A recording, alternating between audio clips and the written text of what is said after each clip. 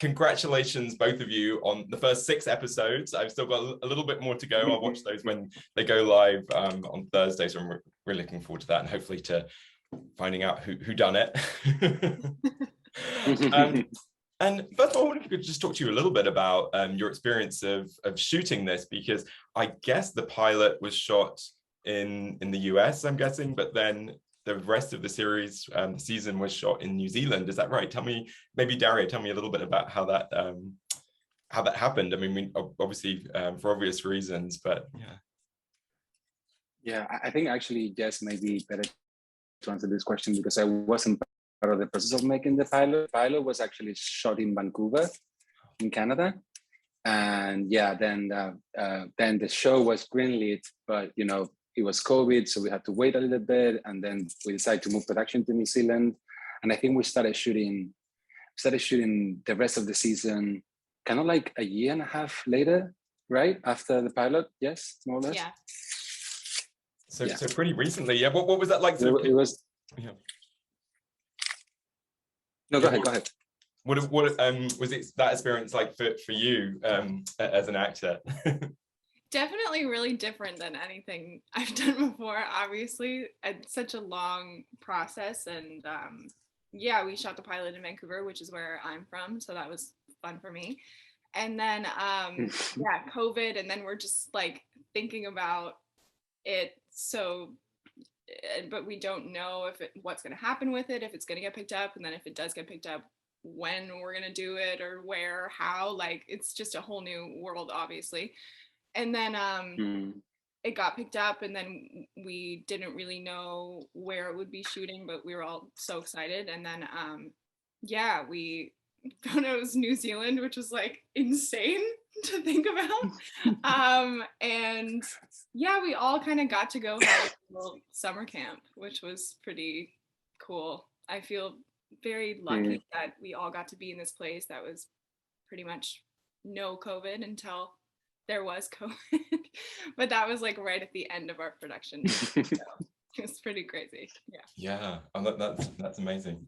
And Dario, no, you're sort of already used to being in this genre of, or subgenre of, sort of teen murder mystery with Elite. But what was it appeal to you about this one? What was it that drew you into One of Us is Lying?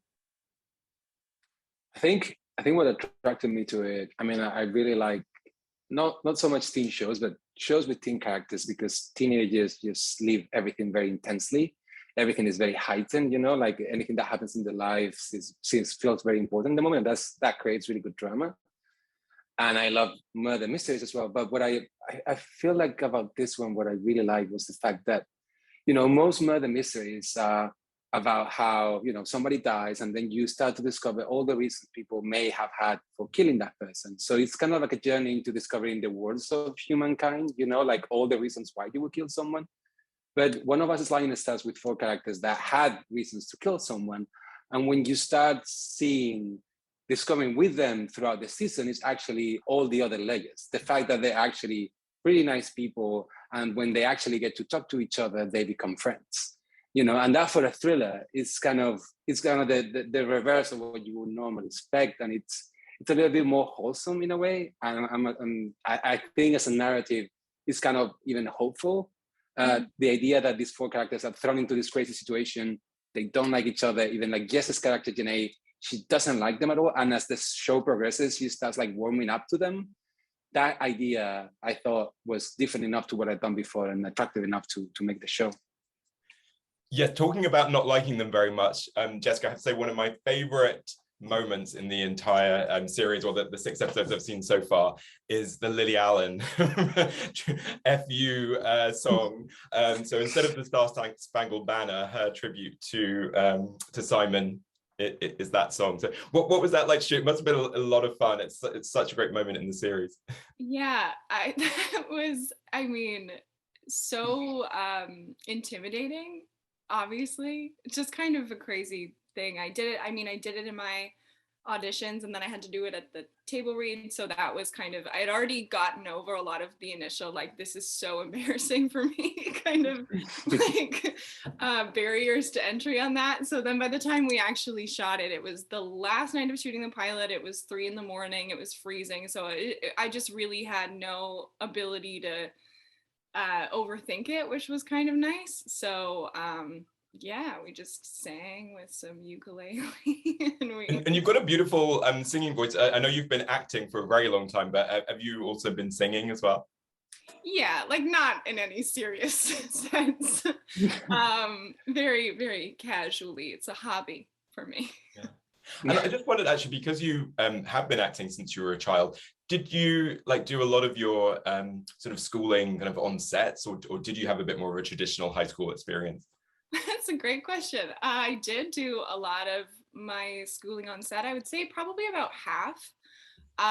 But I did also go to a real high school. And yeah, it was an interesting way to grow up, for sure. An interesting way to learn. I had a lot of great tutors on set, and sometimes I would get back to school and I would be way far ahead, and then sometimes I'd get back to school and I'd be like, what's going on? So it just really depended on the show. Yeah, it's a tricky part of the business, isn't it? But yeah, well, it's good that you had some experience of school, so that you know, for when it comes to this stage in your acting career, so I can draw upon it for years to come. I've been playing 16 since I was 14, so here we are.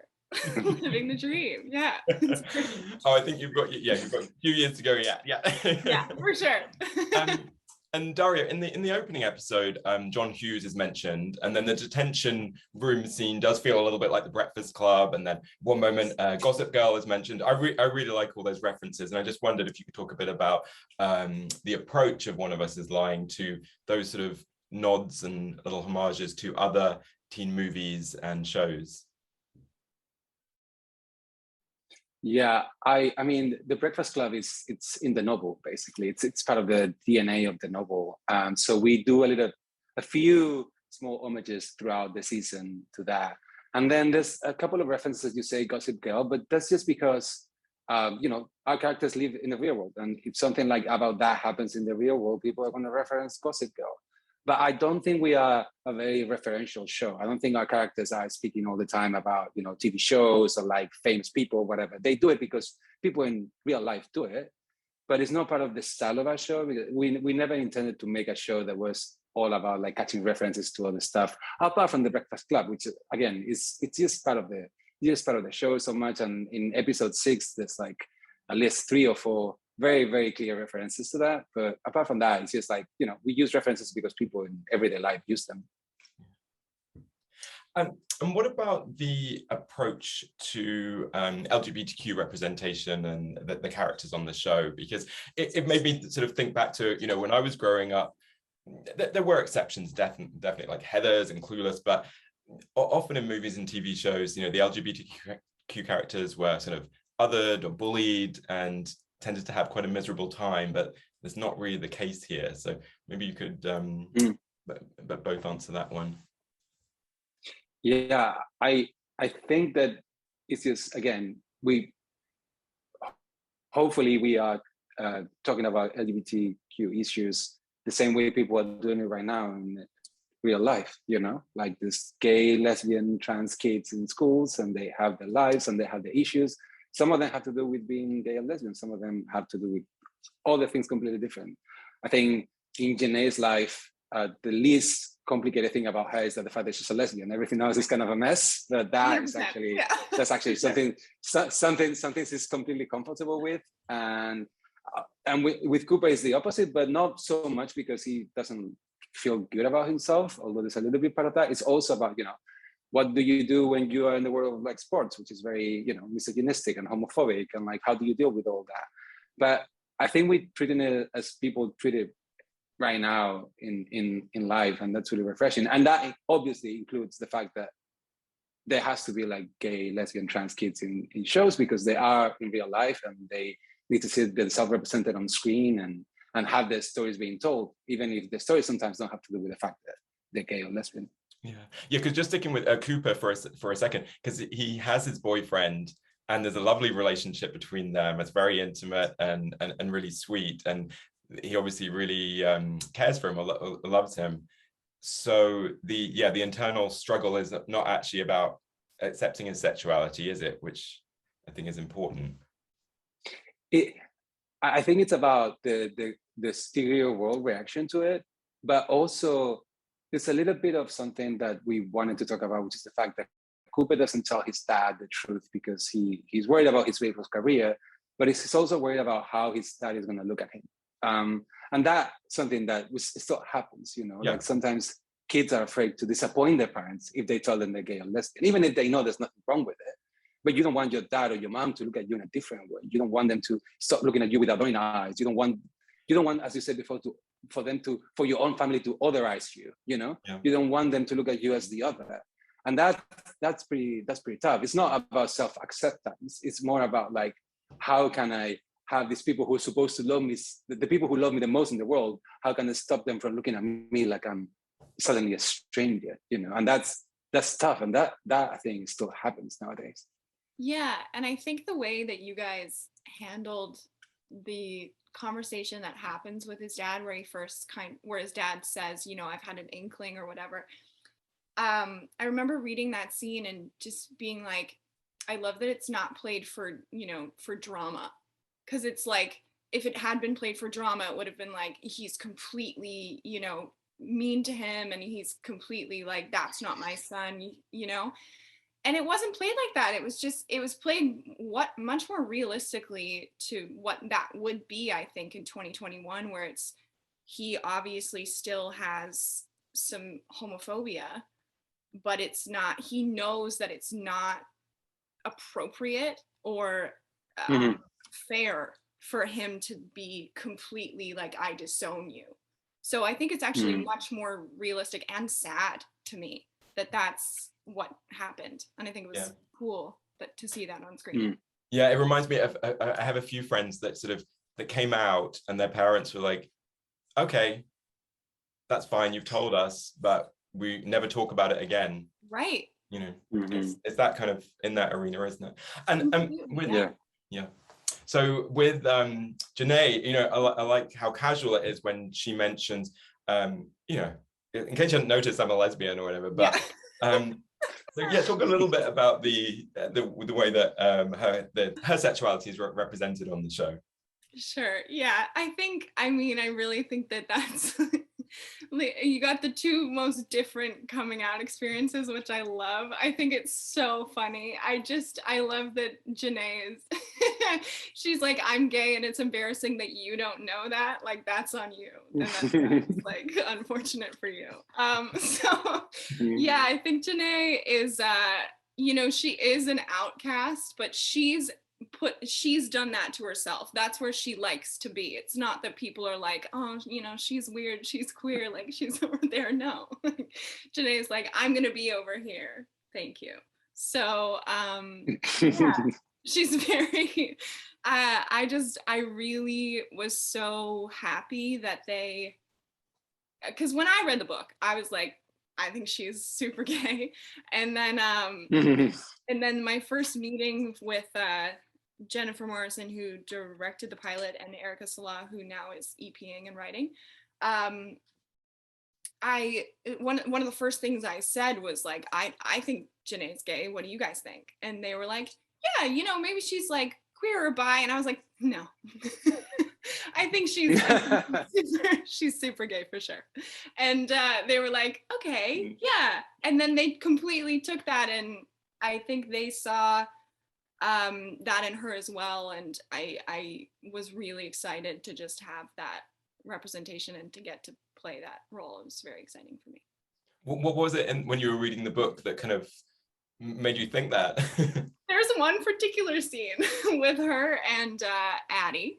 And they're kind of like, they have this weird friendship, and it's like they didn't like each other and now they're bonding. And there's this particular scene where Addie's been hurt, like her knee is bleeding, and Janae's helping her with that, and she's like putting a Band-Aid on her. And I was just like, and they're talking about how her other friend Vanessa is like sucks, and they're bonding, and it's very like intimate and very, they're alone in this locker room, and I was like, this feels so gay to me. I don't know why. Like, but I just was like, this is like, wow, yeah. And then I think that also answered a lot of questions for me, because in the book it's so many people are like wondering what the nature of her relationship with Simon is, and I just think it makes that relationship much more clear. Like they were platonic soulmates, they love each other, but there's no weird sexual tension. There's nothing like after he's gone like, oh, that was like my soulmate, like I, it was just, they were best friends and that's it. And I think that makes a lot of sense for those characters as well. Yes, yeah. And what about creating the on-screen relationship with Melissa as Maeve? Because you have some lovely moments with her. Yeah. I mean, Melissa is so good. She made it so easy. I think one of the best parts about this show is, Melissa kind of sneaking in and stealing it. Like, she's so good. And she's so somebody that Janae would be in awe of. It was very easy. That made a lot of sense to me, because she's so outspoken and she's so who she is, which is what Janae likes to do as well. And I think me and Melissa, we had intimacy coordination, which was really cool for that scene. And a lot of it was just in the writing, honestly. I think Janae being hopelessly in love with this girl makes just so much sense, and it's so easy to do. I mean, that character to me is so lovable, that character of Maeve. And I think that was just, it was really easy with the writing and just who she is for me. Yeah. So one final question for each of you, and it's for your favorite piece of LGBTQ plus culture. So whether that be a TV series or a movie or a book or a play, you could pick anything, or you could pick a person, someone who identifies as LGBTQ plus. So either someone or something that's had an impact on you and kind of resonated with you over the years. And Jessica, you're nodding. So do you want to go first? Yeah, sure. I will say my moment of realizing that I was queer was Miss Congeniality, when Sandra Bullock is walking down the runway. Do you guys remember that? I was like, whoa, hold on. This is crazy.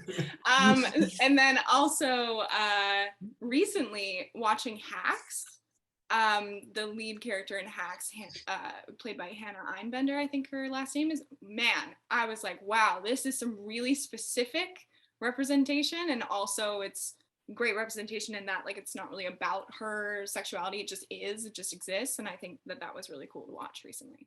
Yeah, me too. Yeah. Darío, how about for yourself? I'm gonna give you a really obscure reference. I think it's sadly obscure because the movie is kind of like out of circulation right now. I don't know where you can find it, but there's a British movie from the 90s called Beautiful Thing from 1996 that I watched when I was a teenager, and it completely blew me away. And so like the memory blows me away to this day. And actually even like the ending of the movie, which is absolutely beautiful, was sort of an inspiration for the ending of the episode 6 of One of Us is Lying. It's just so touching and moving and beautiful. And I don't think you can find it anywhere right now, but hopefully somebody will watch this interview and look it up somewhere and watch it, because it really deserves it. It's amazing.